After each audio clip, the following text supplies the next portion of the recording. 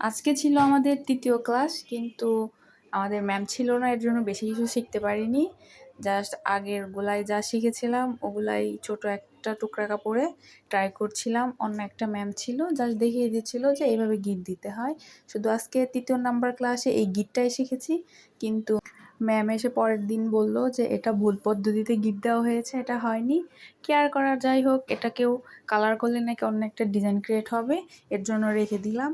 আর এটা দেখতে অনেক কিউট লাগছিল। ছোট্ট একটা টুকরা কাপড় বলতে বড় একটা কাপড়কে ছোট ছোট করে নিয়েছি। আর এটি ভেবেছিলাম যে খুব কঠিন হবে, যতটা ভেবেছিলাম আসলে অতটা কঠিন না, কিন্তু প্রথম অবস্থায় মাথার উপর দিয়ে গিয়েছিল।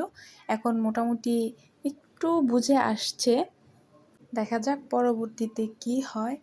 আর সবাই মিলে কাজ করতে সত্যিই খুব ভালো লাগে, একটা সুন্দর সময় কাটে। এই তো, এটা একটা টিম ওয়ার্কের মতো। এই তো কাজটা শেষ, দেখতে ভালোই লাগছে। যখন বড় কাপড়ে করব হয়তো তখন আরেকটু ভালো লাগবে।